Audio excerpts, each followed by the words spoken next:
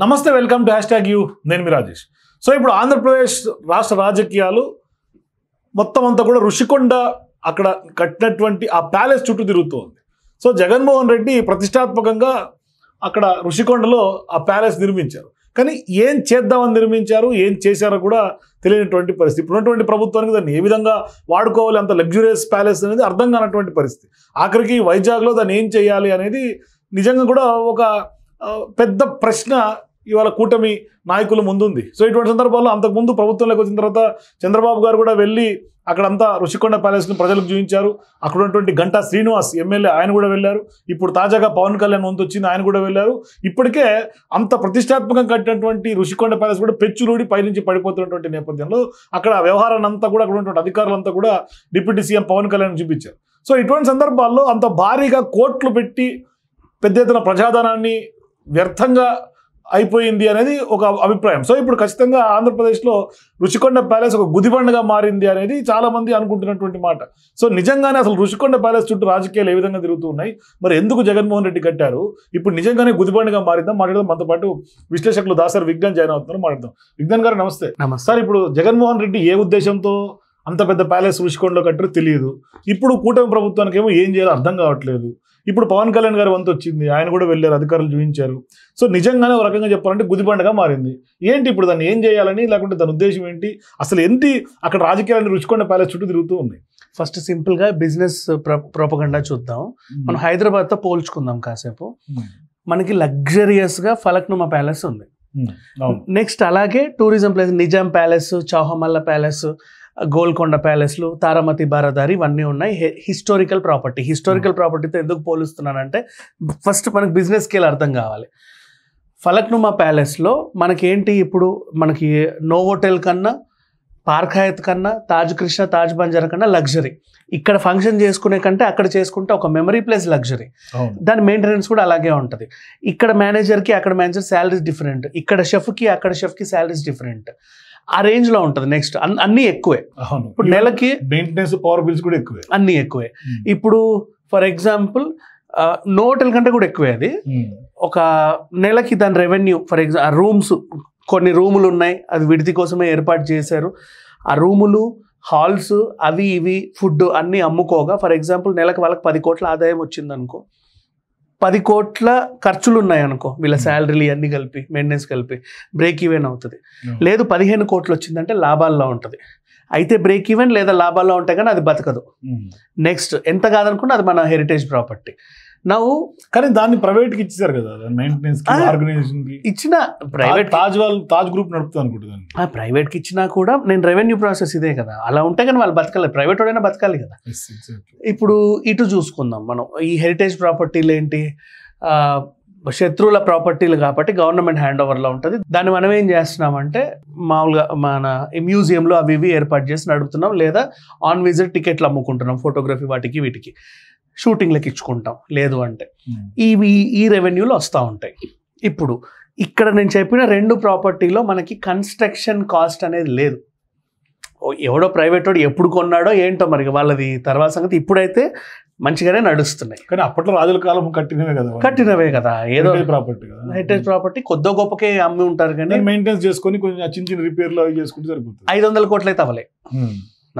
Rushikonda 500 CR అంటే నేను ఒక రౌండ్ ఫిగర్ అనుకొని చెప్తున్నా, కొంచెం అటు ఇటుగా అయ్యింది, ఓ పావుల ఎక్కువ పావుల తక్కువ. 500 CR ప్రాపర్టీతో ఒక అద్భుతమాన్ని సృష్టించాం మనం. ఉన్నవి నాకు 5 బెడ్రూమ్లు, 5 బెడ్రూమ్లు, ఒక పెద్ద హాల్, ఒక పెద్ద హాల్ కాదు, ఒక చిన్న మినీ హాల్, అదేంతో ఒక బాల్ రూమ్, ఇంకా ఆ గార్డెన్, అవి ఇవి ఆల్రెడీ ఉన్న కాటేజ్లు కూల్ చేశారు, ఏవో ఒక రకంగా ఉంది. ఇప్పుడు నేను దాన్ని ఏం చేయాలి, వైజాగ్లో over luxury like Falaknuma palace లాగా జగన్ కట్టాడు కాబట్టి ప్రజెంట్ దాన్ని జలక్నుమా ప్యాలెస్ అన్నాం. ఓకేనా? ఈ జలక్నుమా ప్యాలెస్లో నేను ఇప్పుడు రూములు అమ్ముకోవాలి. నెలకి నేను అటు తిరిగి ఇటు తిరిగి ఎటు తిరిగినా 5 రూమ్లే అమ్ముకోవాలి, అంతకు మించి నేను అమ్ముకోలేను. అందులో 1 2 మన గెస్ట్లకి ఎప్పుడు ఇవ్వలేము, అందరికీ 3 అమ్ముకోవాలి, మిగతా 2 దాన్ని రిజర్వ్ చేసి ఉంచాలి. ఎప్పుడు ఎవడొస్తాడో మరి ప్రభుత్వానికి. మోడీ గారు వచ్చినా, ద్రౌపది ముర్ము గారు వచ్చినా అక్కడేగా పెట్టాలి, వెంకయ్య నాయుడు గారు వచ్చినా అక్కడేగా పెట్టాలి, ఎవరు వచ్చినా అక్కడే పెట్టాలి, అంటే ఆఫీషియల్స్ కోసం. కాబట్టి అది అలా రిజర్వ్ చేస్తే 3 రూమ్లో నేను అమ్ముకోగలను. 3 విల్లాస్ అదే 3 రూమ్లు అనుకుందాం ఫర్ ఎగ్జాంపుల్. ఇల్లు ఎంత విల్లు అయినా ఒక ఫ్యామిలీ ఉంటే ఇంకో ఫ్యామిలీ ఉండదు అందులో. సో ఇప్పుడు దీనిలో నేను నెలకి కనీసం ఒక్కొక్క దాన్ని ఎంత కమ్ముకున్నా కూడా నాకు నెలకి మెయింటెనెన్స్ రాదు. బికాజ్ నోవోటెల్లో పనిచేసే షెఫ్ కంటే నేను ఎక్కువ శాలరీ ఇచ్చే షెఫ్ని పెట్టాలి, నోవోటెల్ కంటే హౌస్ కీపింగ్ అందరినీ కూడా ఇక్కడ ఎక్కువ మంది ఇచ్చి పెట్టాలి. బికాజ్ వైజాగ్ మొత్తంలోనే ఇది లగ్జరియస్ కాబట్టి, వయబుల్ కాదు, మొత్తం లగ్జరీ అందరినీ పెట్టాలి. ఇప్పుడు అందరినీ నేను పోసేసి ఇప్పుడు నాకు సేమ్ అదే ఫలక్నుమా ప్యాలెస్తో ఈ జలక్నుమా ప్యాలెస్కి కూడా నాకు 10 కోట్లు ఖర్చు అయింది. రాబడి 0. ఎందుకు అంటే ఇప్పటివరకు దాని తాళం వేస్తుంది. అంటే ఆయన వెళ్ళిన తర్వాత నేను చూసుకుంటాలే అనే టైంకి ఇక జాలే చూసిందని తాళం వేసేసారు. కొత్త వాళ్ళు రావడానికి ఇంకా టైం పట్టింది. ఇప్పుడు పవన్ కళ్యాణ్ గారు వెళ్ళి ప్రపోజల్ పెడితే మన చంద్రబాబు గారు సైన్ చేస్తే దాన్ని పెళ్ళిళ్ళకో పేరెంటాలకో ఇచ్చుకోవచ్చు, మనం ఏమైనా ఫంక్షన్లు ఎగ్జిబిషన్లు చేసుకోవచ్చు అని ఒక ప్రపోజల్ వచ్చింది. చేసినా కూడా మంత్లీ రెవెన్యూ చెప్తున్నా నేను, నీకు ఆదాయం కంటే వ్యయమే ఎక్కువ ఉంటుంది, రాబడి ఉండదు. ఏం చేద్దాం? సరే మరి తక్కువ రేటుగా వెళ్ళలేము, ఎందుకంటే నువ్వు నోవోటెల్ కంటే కూడా అది లగ్జరీ, డాల్ఫిన్ కంటే లగ్జరీ, మొత్తం వైజాగ్లో అన్నిటికంటే అసలు మామూలు లగ్జరీ కాదు. ఆ వ్యూ, ఆ సీ వ్యూ అన్నీ బాగానే ఉంటాయి. ఇప్పుడు నీకు రెవెన్యూ మేకింగ్ కుదరలా. నెక్స్ట్ ఫంక్షన్స్ చేసుకున్నా సరే వాడు నోవోటెల్ అక్కడికే వెళ్తాడు, ఎందుకంటే ఇక్కడికి వచ్చినా కూడా ఈ మెయింటెనెన్స్ ఇవన్నీ కూడా నీకు సెట్ అవ్వవు కాబట్టి అక్కడికే వెళ్తారు. పోనీ సరే ఏం చేద్దాం, ఈ గోల్కొండ ప్యాలెస్ తారమతి బరదారి ఇచ్చినట్టు మనం ఏదైనా మ్యూజియం చేద్దాం.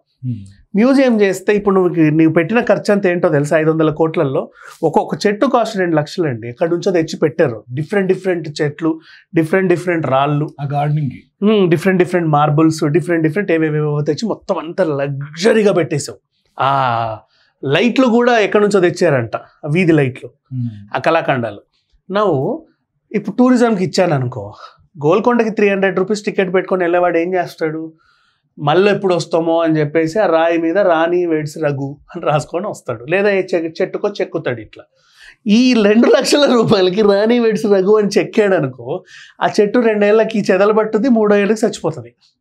ఇప్పుడు 2 లక్షల చెట్టును సర్వనాశనం చేసావా? ఎందుకంటే అందరిని పిలిచావు నువ్వు, వాడు రాజాలాగా వచ్చాడు 300 టికెట్ సెక్యూరిటీ వాళ్ళు మెయింటైన్. వాడు ఎంతమంది ఉన్నా ప్రేమికులే, రాసేవాడు రాస్తాడు, చించుకొని ఎక్కడన్నా రాస్తాడు వాడు. అంటే నువ్వు టూరిజంకి ఇచ్చిన తర్వాత ఏ బాబు ఆ అడుగు అక్కడే, ఈ అడుగు ఇక్కడే, దాన్ని ముట్టకు అనడానికి లేదు. నువ్వు ఇవ్వాలి, వాడు అన్ని ముట్టి చూసి ఆనందపడాలి కదా, అందుకే కదా వాడు టికెట్ కొనేది. సో దానికి పనికిరాదు, దీనికి పనికిరాదు. ఇప్పుడు అంతే ఏంటంటే అది ఓవర్ లగ్జరీ. ఇంకో గ్రహానికి పోయినట్టు నువ్వు జూపిటర్ నుంచి చెట్లు తెచ్చావు, మెర్క్యూరీ నుంచి టైల్స్ తెచ్చావు, ఎక్కడెక్కడి నుంచి ఏవేవో తెచ్చి ఇక్కడ పెట్టావు. ఏం చేసుకుందాం దీన్ని అంటే తెలియని పరిస్థితి. ఇందుకు ఆయన ఏ ఉద్దేశంతో కట్టాడు? ఆయన ఏ ఉద్దేశంతో కట్టినా ఒక ఉద్దేశం కనబడింది మనకి. ఏంటి, నిన్న విజువల్స్ మీరు చూస్తుంటే మనకు సినిమాలలో రాజకీయ పార్టీ మీటింగ్లు అయినప్పుడు వాళ్ళందరూ కింద కూర్చుంటారు స్టేజ్ పైన, ఎదురుగా కుర్చీలు వీళ్ళు ఉంటారు కూడా, అలాంటి ఒక సెటప్ ఉంది చూసావా? అంటే నీ పార్టీ మీటింగ్ కోసం కట్టావు. ఇప్పుడు 500 కోట్లు అనేది మనకి ఎస్టిమేటెడ్ వాల్యూస్, అవి ఎంత పెట్టారో మనకు తెలియదు కానీ అంత పెట్టామని చెప్పుకున్నారు. పెచ్చూడింది. నా ఇంట్లోనే మనము 10 లక్షలు అంటానికి లేదు, మొత్తం ఫాల్ సీలింగ్ అంతా ఊడిపడిపోయింది. ఫాల్ సీలింగ్ గురించే మాట్లాడదాం. మన ఇంట్లో 10 లక్షలు పెట్టి వేయించుకున్న ఫాల్ సీలింగ్లే పిచ్చా లగ్జరీగా ఉంటాయి.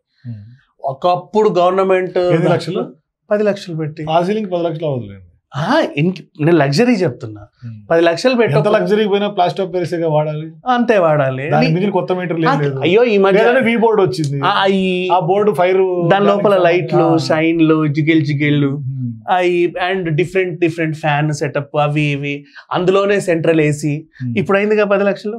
సో అట్లా పెట్టుకుంటే అయింది. అంటే నేను ఎంత ఖర్చు పెడితేనే 10 అయింది. మీరు చెప్పినట్టు 5, 4, 3లో కూడా చేయొచ్చు మనం. ఇప్పుడు 500 కోట్లు పెట్టావు, మన పెచ్చ అయితే చూడదుగా. ఇంత పెట్టినప్పుడు 500 కోట్లు పెట్టినప్పుడు ఆ పెచ్చ ఎంత స్ట్రాంగ్గా ఉండాలి. ఒక వర్షం పడంగానే అది ఏంటి ఊడి కింద పడింది అంటే ఎట్లా 500 కోట్లు పోతే మీరు సచివాలయంలో కూడా తెలంగాణలో కట్టిన అతిపెద్ద అది కూడా సచివాలయం కూడా నీళ్ళు వస్తున్నాయి, ఆడ కూడా పెచ్చులు. పాపం వాళ్ళ ఖర్చులు సరిగ్గా చెప్పలే, అంటే మేము ఇంతో పెట్టామని ప్రకటించుకోవాలి. ఇక్కడ ప్రకటించుకున్నారు కాబట్టి మనం క్వశ్చన్ చేస్తున్నాం. వాళ్ళ ఖర్చులు చెప్పలే, పాపం దాచుకున్నారు. ఆ తర్వాత ఇప్పుడు ఇంకొకటి ఏమైంది, సరే ఒక సివిల్ ఇంజనీర్ని కూర్చోబెట్టాం. ఈ కట్టడాలకు ఎంత అవుతుంది? ప్లేనే ఉంది, నీకు వుడ్ వర్క్ ఏం లేదు అక్కడ. కాకపోతే ఎక్కడెక్కడి నుంచి తెచ్చిన కళాఖండాలు ఉన్నాయి, కొన్ని మార్బుల్ కళాఖండాలు, అవి ఇవి తెచ్చి పెట్టావు. ఒక స్పా ఏవేవో పెట్టారంట. ఆ కన్స్ట్రక్షన్ కాస్ట్ నువ్వు మామూలు ఒకటికి ఇస్తే కనీసం 20-25 కోట్లలో చేసేస్తానంటాడు, వితౌట్ పెచ్చి చూడకుండా. అంటే ఎట్లాంటి వర్షం పడినా పెచ్చు ఉండకుండా 25 CRలో చేస్తాడు. మరి నువ్వెందుకు 500 కోట్లు పెట్టావు? పోనీ సిమెంట్ని నేను ఎక్కడో ఇటలీ నుంచో బ్రెజిల్ నుంచో తెచ్చి అరుదైన సిమెంట్తో కట్టాను అన్నావు. నీకు కూడా భారతీయ సిమెంట్ ఉంది కదా, అంటే నీ సిమెంట్ నువ్వు కూడా వాడవా? మామూలు. సో ఈ రకంగా చూసుకుంటా ఆయన సిమెంట్ అంటే సొంత బిల్డింగ్ కాదు వాడుకోవడానికి, అది ప్రభుత్వం సంబంధించింది కాబట్టి వాళ్ళ సిమెంట్ మళ్ళీ అదో గోల అవుతుంది. మళ్ళీ వీళ్ళే దొందు నడుపుకున్నారంటావా, నువ్వు ఎక్కడి నుంచో తెచ్చుకున్నావు, ఏదో చేసుకున్నావు. ఎంత కాదనుకున్నా సరే 500 CR అయితే అవ్వదు కదా. సో దానికి అంటే 500 CR అవ్వచ్చు, తప్పు లేదు. అంటే ఇప్పుడు మనం శ్రీనగర్ కాలనీలో మార్బుల్ సింహం తెచ్చిన ఇంటి ముందు పెట్టుకోవాలంటే 2 మార్బుల్ సింహాలు లక్ష. పోనీ ఐటెక్స్ ఎగ్జిబిషన్లో కొంటే 3 లక్షలు 10 లక్షల్లో రెండు సింహాలు వచ్చాయి నీకు. నువ్వు ఈ 2 సింహాలని సిడ్నీ నుంచి తెప్పించి ఇదో అదో కోటికి అక్కడ పెట్టాల్సిన అవసరం లేదు. That is what feeling. So ఈ రకంగా చూసుకుంటే సో అక్కడ పెట్టాల్సినటువంటి అవసరం ఉంది అంటే అక్కడ వాళ్ళు దాన్ని దేనికి ఉపయోగిస్తారని చూసి దాన్ని బట్టి వాళ్ళు కట్టి ఉండాల్సింది కదా. ఏం ఉపయోగం లేదు, మొత్తం ప్లేన్గానే ఉంది. సో అంతకుముందు కాటేజెస్ ఉండే, ఆ కాటేజెస్ తీసి ఇది కట్టారు. సో బిజినెస్ పరంగా చూసుకుంటే ఇట్స్ ఎ జీరో. అంటే నువ్వు నెలకి దాన్ని మెయింటైన్ చేస్తూ ఉంటావు చాలా మంది జనాల్ని పెట్టి, కానీ నీకు రాబడి ఉండదు. నువ్వు దాని హాల్స్ ఎవరికైనా ఒక మేనేజర్ని కూర్చోబెట్టాలి, సార్ చెప్పండి ఏ డేట్ మీ పెళ్ళని రాసుకునేవాడు, అవి ఎప్పుడు వస్తాయో తెలియదు, కానీ వీడికి మాత్రం ప్రతి నెల జీతాలు ఇవ్వాలిగా. సేల్స్ మేనేజర్ వాడు వీడో ఇంకెవరో రిసెప్షనిస్ట్ వీళ్ళందరినీ పెట్టాలి. సో ఖర్చు ఉంది తప్ప ఆదాయం లేని ఒక కట్టడం అది. సో అందుకని ఇప్పుడు దాని గుదిబండ కింద మారింది అనుకోవాలా. పైగా అలాంటి కట్టడం నార్మల్గా ఉన్నా ఎట్లన్నా వాడవచ్చు, కానీ అది ఓవర్ లగ్జరీ. అంటే ఇది ముట్టాలంటే భయం వేసే అంత కాస్ట్ అది. దాన్ని ఏం చేస్తాం చెప్పు. సో మొత్తం మీద అయితే మాత్రం గుదిబండగా మిగిల్చారు. సో ఇప్పుడు ఏం చేయబోతుంది ప్రభుత్వం అనేది సస్పెన్స్. సో మీరు కూడా రుషికొండ ప్యాలెస్ మీద, అక్కడ ఆ కొండ మీద కట్టినటువంటి ఆ ప్యాలెస్ని ఏం చేద్దామని ప్రభుత్వం అనుకుంటుంది, మీ సలహాలు సూచనలు కూడా మీ కామెంట్స్ రూపంలో కింద ఇవ్వచ్చు. మరోవైపు జగన్ ఏ ఉద్దేశంతో కట్టారు కూడా మీ అభిప్రాయాల కింద కామెంట్స్ రూపంలో చెప్పండి. For more videos please watch #.